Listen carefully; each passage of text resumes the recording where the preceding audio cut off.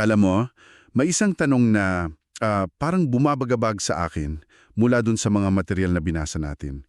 Paano ko yung pinakamalaking pagkakamali pala ng isang simbahan? Hindi yung sumubok, tapos alam mo yun hindi nag-workout, kundi yung paghihintay. Yung sobrang tagal na paghihintay para maging handa bago magparami o magpadala ng iba. Kasi madalas, ang iniisip natin, di ba, kailangang stable muna tapos tsaka na yung multiplication. Pero, paano ko yung mismong paghihintay na yon? Yun yung dahan-dahang sumasakal sa misyon. Yun yung nagpapatigil sa paglago. Medyo baliktad sa usual thinking, no? Kaya ngayon, ang plano natin, himayin natin ito. Itong konsepto ng multiplication DNA. Ito yung idea. Based dun sa mga sources natin, mga sulatin na galing sa Christian perspective, biblical na yung kakayahang magparami, dapat feature na siya, hindi add-on. Dapat parang nakahabi na sa mismong sistema, sa core ng simbahan, mula pa sa simula, first day pa lang. So, ang mission natin dito sa pag-uusap na to, basically, ay suriing kung bakit ba sinasabi sa mga material na ito na critical yung pagtatanim ng ganitong DNA. From day one talaga, para daw sa sigla, sa faithfulness, sa mission, at yung long-term impact ng church. Hindi lang para i-maintain yung kung anong meron na. Okay, sige, let's unpack this. Ano ba talaga itong multiplication DNA na to at bakit daw ito super foundational? Oo, tama ka dyan. Yung central idea dito medyo challenging talaga eh. Kasi sinasabi ng mga sources na ang pagpaparami, yung pagdidisipulo na nagdidisipulo pa ng iba, yung pagtatanim ng simbahan na nagtatanim pa ulit, hindi dapat tinitingnan na parang last stage lang. O kaya isang special program lang kapag okay na kami, stable na. Ang sinasabi, dapat ito yung default. Nasa core programming na. Kasi merong panganib dun sa tinatawag na sterile maturity. Sterile maturity. Parang, wow, ang bigat pakinggan nun.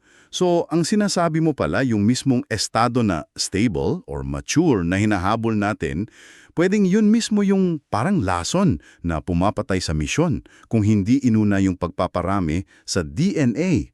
Nakakatakot yan na. Exactly. Yan yung state kung saan yung church sobrang comfortable na, busy na lang sa mga panloob na bagay, yung pag-maintain ng programs, ng building, ng budget, tapos hindi na napapansin na sasakal na pala yung original na utos na lumabas at humayo. Nagiging kontento na sa pag-aalaga ng sariling garden, kumbaga. Nakakalimutan na yung utos pala maghasik sa labas. Naalala ko tuloy yung analogy sa source tungkol sa buto.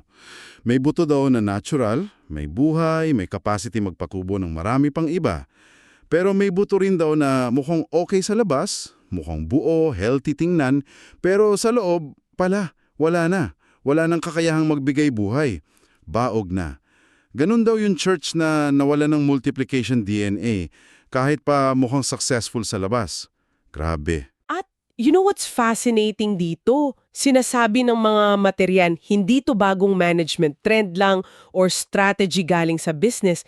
Nakaugat daw ito sa mismong kwento ng Biblia. Foundational talaga. Simula pa lang Genesis 1:28, yung utos sa humanity. Magpakarami kayo, punuin ninyo ang daigdig. Yan yung original design ng Diyos for Life magbunga at kumalat. So parang inherent design talaga, hindi lang suggestion? Oo.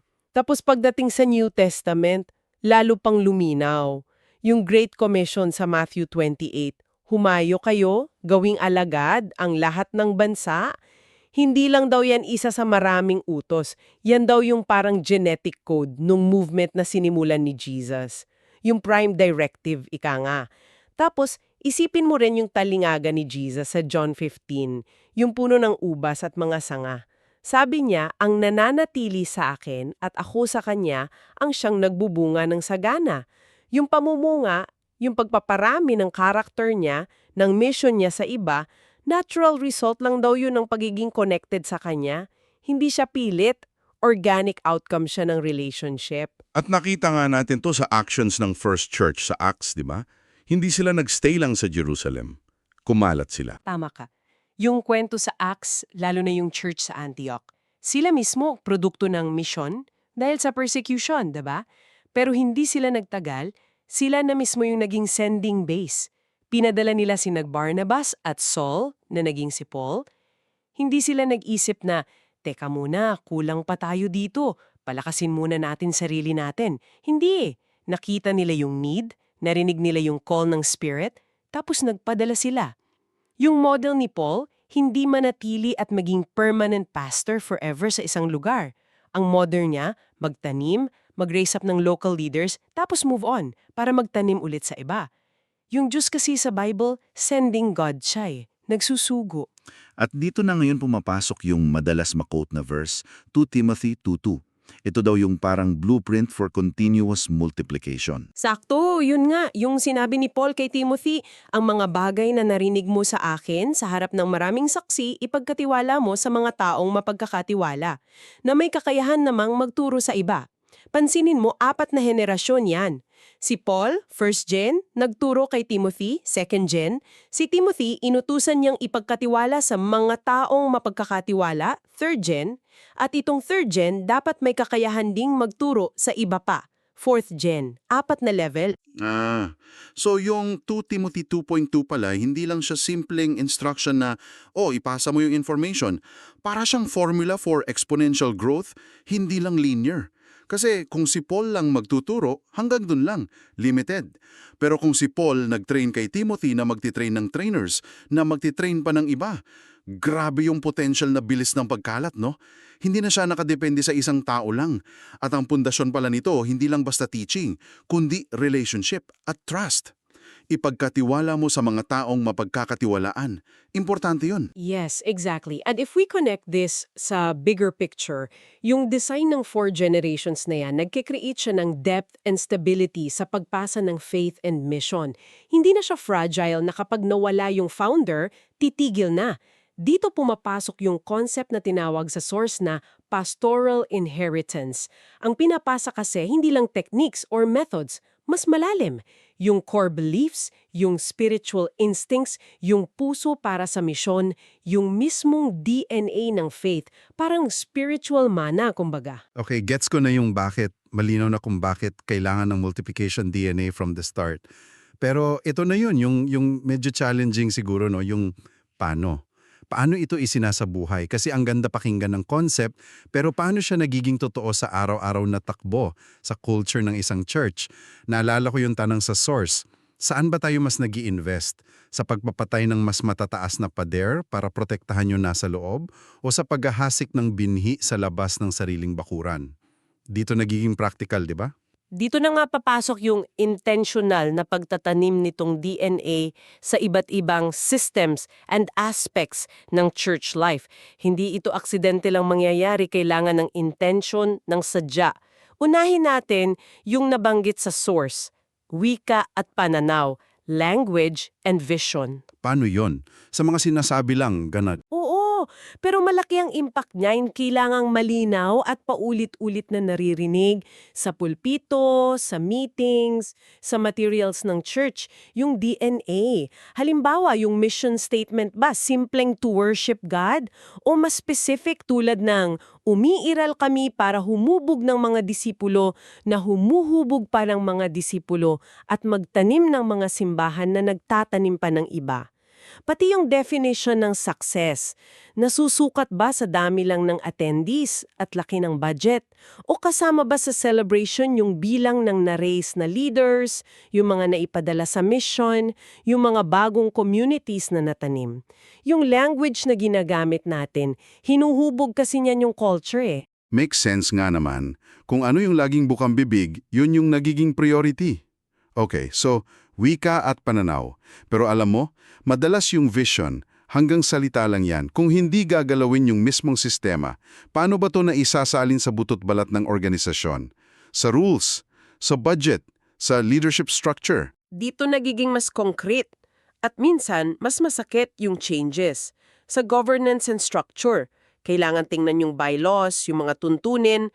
May provision ba for sending? May sending clauses ba? O puro lang about maintaining the internal structure? Yung leadership structure ba sobrang centralized sa isang tao or board lang? O decentralized ba siya, nag-empower ng mas maraming tao? Yung flat and accountable, sabi sa source. At ito critical to. Pondo, budget. May nakalaan bang percentage ng budget for sending and planting? Isang sending and seed fund. May mga example sa source na nagsusuggest ng 2-4% o mas aggressive pa up to 15% ng total budget na dedicated para dito.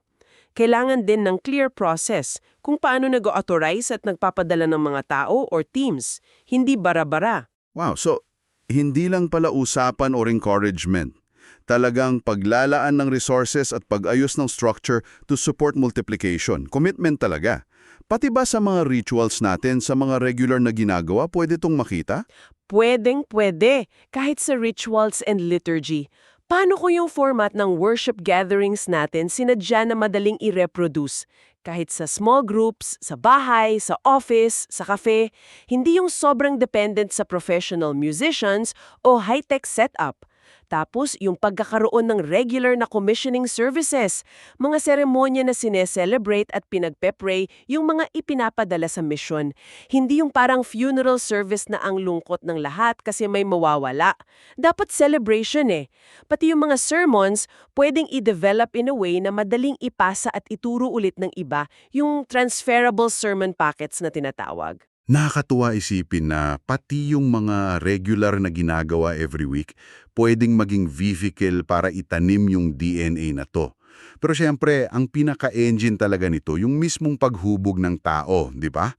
Paano yun? Isinasagawa sa paraang nagpaparami. Ito talaga yung puso yung discipleship and formation. Hindi sapat yung classroom style lang. Kailangan ng systems of apprenticeship, parang OJT sa ministry. Yung model na binanggit sa source. Observe, manood ka muna sa mentor mo. Co-lead, sumama ka na sa pamumuno niya. Lead, ikaw na ang lead, observe ka niya. Send, ikaw na, humayo ka na, mag-mentor ka na ng iba. Cycle siya. Kailangan din ng training modules na simple, focused, at madaling i-replicate, tulad nung example na 12-week Disciple Maker course. Mahalaga rin yung may clear standards or competency rubrics para alam mo kung ano bang itsura ng isang hinog na disciple o leader na ready nang mag-multiply. Ang focus dapat palagi, sabi sa source, sa pag-develop ng reproducers, yung mga kayang gumawa ng kopya ng sarili nila, hindi lang managers na magaling lang magpatakbo ng program. Gusto ko yung distinction na yun reproducers, not just managers. Kasi madalas, ang tinitingnan natin, gaano kahusay mag-manage ng event or committee, pero iba pala yung tanong, no? Nakakapaghubog ba siya ng iba na gagawa rin ng ginagawa niya? Okay, pero paano naman yung sustainability? Kasi isa sa mga common fears sa pagpapadala, baka maubos yung resources, mapagod yung may iwan, or mapabayaan yung mga pinadala. Valid concerns yan, definitely. Kaya dapat kasama rin sa DNA yung pastoral care and sustainability. Isang susi dito, yung shared pastoral load. Hindi dapat nakaatang sa isang pastor o leader lang lahat ng bigat. Dapat may system ng pagtutulungan. Mahalaga rin yung pag-build ng mentor networks, mga grupo ng more experienced leaders na pwedeng mag-guide at support sa mga bago at sa mga pinadala. At tulad ng nasabi kanina, ituring yung sending as a spiritual victory, a celebration, at huling-huli, magbigay ng concrete support sa mga pinapadala. Hindi kailangan malaki, pero pwedeng starter kit ng resources, regular check-ins, at baka konting financial help or stipend lalo na sa simula. Support system. Grabe, ang daming aspekto pala na kailangang galawin intentionally para maitanim itong multiplication DNA mula sa wika, structure, budget, rituals, training, hanggang sa care. Mukhang malaking cultural shift talaga ito, hindi lang basta bagong program. At kung ganito kalaki, yung shift sa focus at practice, natural lang siguro na magbago din yung paraan natin ng pagsukat ng success. Hindi na pwedeng yung lumang sukatan lang ng attendance at offering yung tinitignan, di ba? Eksakto. This raises an important question talaga. Ano ba yung binibilang natin? At bakit? Kung ang DNA natin ay multiplication, dapat sukatin natin yung mga bagay na nagre-reflect ng DNA na yun. Nag-offer yung source material ng ilang alternative metrics. Isa sa pinaka-interesting, yung reproductive ratio or R ratio. R ratio. Medyo sciencey nga pakinggan. Paano ba yon? Simplehan natin. Yung concept niya, sinusubukan niyang i-estimate kung gaano kabilis mag-reproduce yung mga disciples sa loob ng community. Basically, bibilangin mo kung ilang mature disciples yung mga active na ring nagdi-disciple ng iba ang nadagdag within a year. Tapos, i-divide mo yun sa bilang ng mga reproducing disciples na meron ka na nung simula ng taon. Halimbawa, kung may 80 reproducing disciples ka, tapos sa loob ng taon, nakaproduce sila ng 24 new mature disciples, ang R ratio mo ay 24 divided by 80, which is 0.3. Okay, 0.3. Anong ibig sabihin nun sa totoong buhay? Ibig sabihin, on average, bawat reproducing disciple mo nakakagawa ng 0.3 na bagong mature disciple per year. O para mas madaling isipin, kailangan ng mga 3 taon para sa isang average disciple mo na makahubog ng isang tao na magiging mature disciple din. Ang goal, syempre, mapataas yung R ratio na yan. Sabi sa source, kapag umabot na sa 1.0 or higher, dun na magsisimula yung potential for exponential growth, mabilis na pagdami ng tao. Okay. So itong R ratio, hindi lang siya tumitingin kung gaano tayo karami ngayon, kundi kung gaano tayo kabilis mag-equip ng iba para humayo at magparami rin. Mas malalim nga yung sinasabi niya tungkol sa health ng discipleship natin kaysa sa simpleng headcount lang every Sunday. Gets ko na. Ano pa yung ibang metrics na nabanggit? Meron ding sending rate. Ito yung percentage ng mga na-develop na leaders na actual na na-commission o pinadala palabas para mag-start ng bagong new ministry, new group, new church within a year. Importante ito kasi dito makikita kung yung training ba nagre-resulta talaga sa sending. Nabanggit din yung apprentice conversion rate, ilan sa apprentice ang nagiging leader, reproducibility index, gaano ba kadaling kopyahin yung core processes natin, at sending fund utilization rate, nagagamit ba talaga yung budget for multiplication. Pero, at ito yung importanteng reminder from the source, itong mga metrics na ito, tools lang to. Tools for understanding and adjusting. Hindi sila dapat maging Diyos-Diyosan or sukatan ng spiritual worth natin. Kailangan pa ring isabay dito yung mga kwento ng life change, yung qualitative side ng mission, hindi lang numero. Mahalaga yung paalala na yan. Metrics as tools, not idols. Okay. Ngayon, habang pinag-uusapan natin lahat to, hindi maiiwasan na may mga potential pitfalls, di ba? Mga common mistakes. May mga binigyang diin ba yung source na dapat bantayan? Meron. Isa sa pinaka-common yung confusion pa rin between size and health. Laki at kalusugan. Madalas kasi iniisip pa rin natin bigger is better. Pero ang tunay na health, sa context ng multiplication DNA, ay yung faithfulness sa mission of multiplication. Posible na ang isang maliit na network ng house churches ay mas healthier in this aspect kesa sa isang megachurch na kontento na lang sa sarili niya.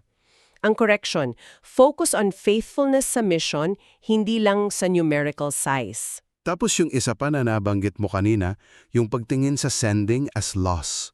Yung parang nalulugi tayo pag nagpadala. Oo, malaking hadlang yan. Yung mindset na, nako, ipapadala natin si siya yung best worship leader natin.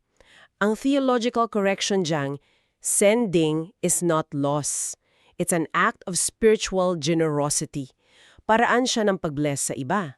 Pagpapakita ng trust kay God na siya ang magpo-provide. Baka nga kapag nagpadala tayo, doon pa lalong mag-step up yung iba at mas marami pang ma-develop. Blessing in disguise pa. Paano naman yung tension between standardization and contextualization? Baka maging cookie cutter lang lahat o kaya naman masyadong magkanya-kanya na iba na yung core. Magandang tanong yan, yung dilemma ng standardization versus contextualization. Ang risk sa sobrang standardized, baka hindi mag-fit sa local culture yung tinanim. Superficial lang. Ang risk naman sa walang standard, baka ma-compromise yung essentials, yung non-negotiables. Ang suggestion sa source, i-standardize yung mga non-negotiables, yung gospel, core discipleship practices, healthy leadership principles, yan, dapat pare-pareho. Pero bigyan ng freedom, yung form, yung style ng worship, language, outreach methods na mag-adapt sa specific culture and needs ng place kung saan nagtatanim. Tight on essentials, loose on non-essentials. Yun yung balance. May dalawa pa akong naalala. Yung risk ng multiplication na mabilis nga pero mababaw. Multiplication without depth. At yung sobrang dependent sa founder dependency. Tama. Yung una, multiplication without depth. Ang correction, kailangan pa ring i-balance yung speed sa depth. Hindi pwedeng puro recruit lang. Kailangan pa rin ng solidong teaching, ng doctrine, spiritual formation, community life. Hindi pwedeng shortcut. Yung pangalawa, founder dependency. Nako, sobrang common yan. Ang solution, from the start pa lang, planuhin na yung leadership pipeline at succession. I-distribute yung responsibility at authority. Hindi dapat umiikot lahat sa iisang star player lang.